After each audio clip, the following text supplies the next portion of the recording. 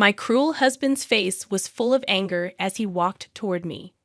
Before I could say anything, his fist hit my neck hard, making me gasp for air. I held my daughter tightly, trying to stay steady, but the pain was too much. Then he grabbed my hair and pulled it so hard that tears came to my eyes. My daughter started crying loudly in my arms, and I tried to protect her. But what happened next was something I could never have imagined. My name is Leela, and I am 29 years old. This is the story of how my life, once filled with dreams of love and happiness, was shattered by betrayal, only to be rebuilt through resilience and determination. It is a story of heartbreak, a devastating betrayal, and ultimately, justice. I never imagined that the man I trusted the most would become my greatest source of pain. What began as a fairy tale romance quickly spiraled into a nightmare. This is my journey, from falling in love to finding the strength to stand up for myself and my daughter, Ava. I first met Ryan when I was 18 years old. We both lived in Denver, a city bustling with energy and opportunity. Ryan was charming, with an easy confidence that made him stand out. I was immediately drawn to his determination and ambition. He had big dreams of starting his own tech company, and I admired his focus. Our first meeting was at a community event. I was volunteering in a booth for a local charity, and Ryan came over to donate.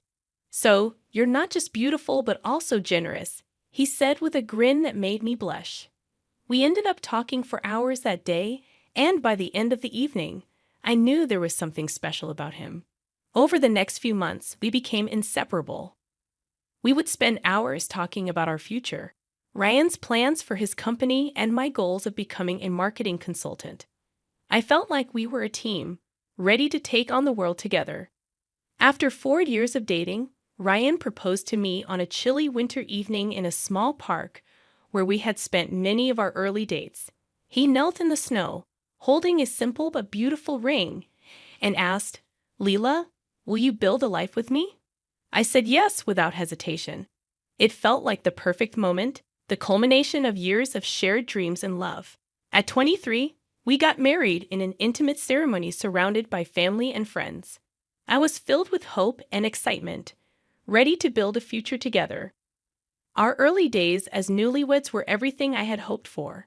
Ryan worked tirelessly to get his tech startup off the ground, and I had just landed my first job as a marketing consultant. We would come home in the evenings, exhausted but happy, sharing stories about our day and dreaming about the family we planned to have. Life felt perfect, or so I thought. 2 years into our marriage, I found out I was pregnant. The moment I saw the positive test, I was overwhelmed with joy. I couldn't wait to tell Ryan. That evening, I cooked his favorite dinner and nervously handed him a small gift box. Inside was a tiny pair of baby shoes and a note that read, "Our little miracle is on the way." Ryan's face lit up as he read the note. He hugged me tightly, whispering, "Leela, this is the best news ever." For the first time in a long while, I felt like we were on the same page, united in our love and excitement for the future. Throughout my pregnancy, I poured all my energy into preparing for the baby. I decorated the nursery, read every parenting book I could find, and made plans for our growing family. Ryan seemed supportive, but as the months passed, I noticed he became more distant. He started coming home late, claiming work was demanding. I brushed off my concerns, thinking he was simply stressed about providing for us. The day Ava was born was the happiest moment of my life. Holding her tiny, delicate body in my arms, I felt an overwhelming sense of love and purpose. Her soft cries and perfect little features filled me with hope for our future. Ryan was there in the hospital room, but his reaction was far from what I expected. He gave a faint smile when the nurse placed Ava in his arms, but he quickly handed her back to me and muttered something about needing air. I convinced myself that he was simply overwhelmed by the enormity of the moment. When we brought Ava home, I was filled with optimism. I believed her presence would bring us closer together. I dreamed of us being a happy family, working together to give her the best life possible. But Ryan's behavior became even more detached.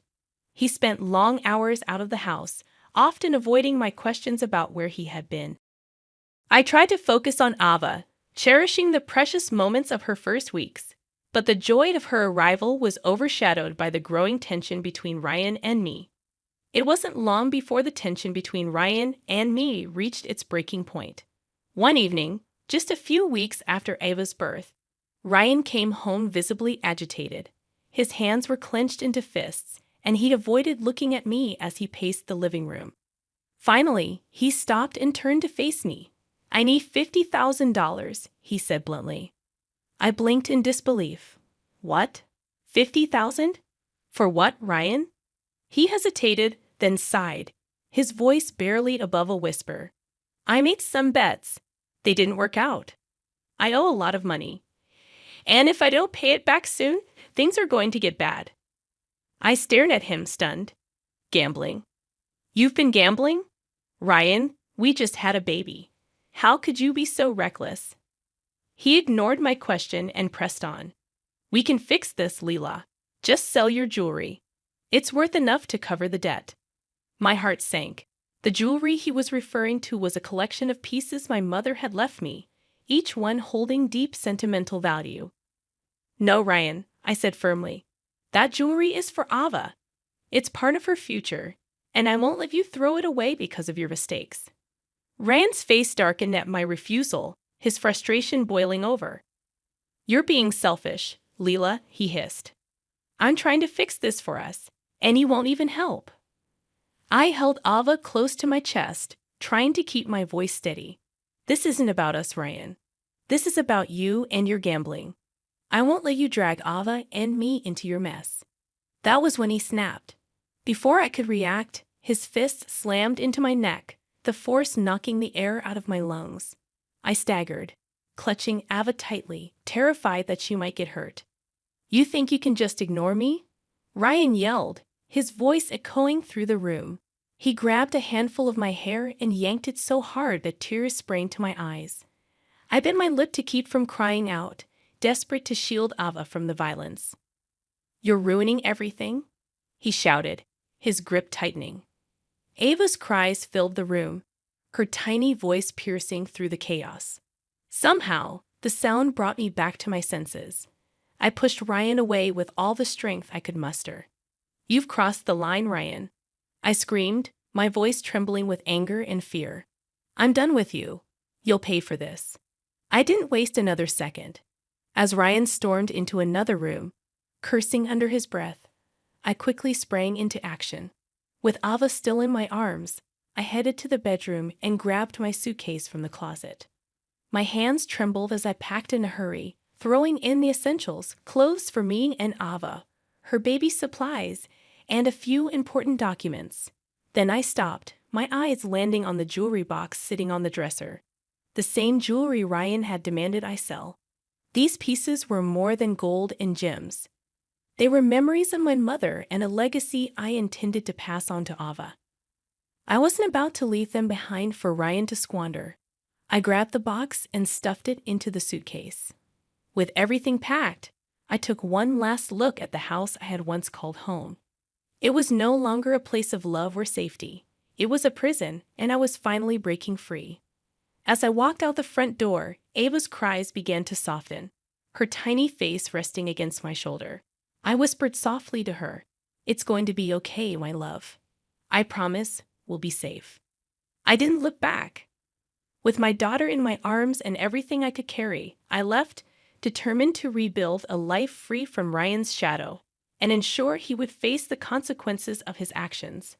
I drove aimlessly for a while, my mind racing and my heart pounding. I knew I couldn't stay in the same city with Ryan, at least not immediately. I needed a safe place, somewhere he couldn't find us. After a few calls, I managed to find a small rented apartment in a quieter part of Denver. The apartment was modest, a single bedroom with a small kitchen and a cozy living space. But it was a refuge, a sanctuary where Ava and I could begin to heal. As I unpacked our things, I felt a mix of relief and sadness. This wasn't the life I had envisioned, but it was a chance to start over. That night, as I rocked Ava to sleep, I couldn't stop the tears that fell silently down my cheeks. The pain of Ryan's betrayal and the violence I had endured weighed heavily on me. But as I looked at Ava's peaceful face, I made a promise to myself. I would not let Ryan's actions define my future. I would protect my daughter at all costs. The next morning, I received an unexpected knock on the door. My heart skipped a beat, fearing it might be Ryan. But when I opened it, I saw Ryan's father, Mr. Collins, standing there with a troubled expression. "I'm so sorry, Leela," he said, stepping inside. I had no idea Ryan was capable of such things. I raised him better than this, or at least I thought I did. His words were genuine, and his regret was evident. I didn't know what to say, so I just nodded, letting him speak. "I want to help," he continued. "I know this won't fix everything, but I've set aside $100,000 for Ava's future. Take it and use it to protect yourself and your daughter. You deserve better than this." I hesitated, unsure if I should accept his generosity. But then I thought about Ava and the legal battle I would need to fight to ensure Ryan faced justice. "Thank you," I finally said. "This means more than you know." Mr. Collins nodded, his eyes filled with sorrow. "You're strong, Layla. I know you'll get through this. Just promise me you'll make sure Ava has a better life than this." "I will," I said firmly. "I promise." With the money Mr. Collins provided, I knew it was time to take the next step, holding Ryan accountable for everything he had done. I contacted a highly recommended attorney, Ms. Taylor, who specialized in cases of domestic violence and financial fraud. When I explained my situation during our initial consultation, her expression hardened with determination. "Ryan's actions are inexcusable," she said, her voice firm. "We'll file charges for domestic violence, theft, and financial fraud. You have every right to seek justice, not just for yourself, but for Ava as well." Ms. Taylor guided me step by step, starting with gathering evidence. I provided her with medical reports documenting the bruises and injuries from Ryan's assault.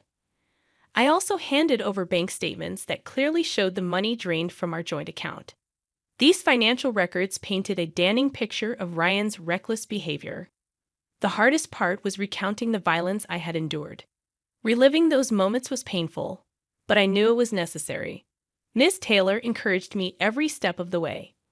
"Your courage now will make a difference for Ava's future," she reminded me.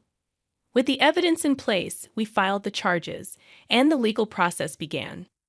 The court issued a restraining order against Ryan, ensuring he couldn't come near Ava or me during the proceedings. Knowing he couldn't reach us brought me a sense of relief I hadn't felt in weeks. As the case moved forward, I focused on building a stable routine for Ava. My rented apartment became a place of hope and healing. Each day, I worked tirelessly to provide for her, determined to create a life free from the shadow of Ryan's betrayal. Months later, the day of the trial arrived.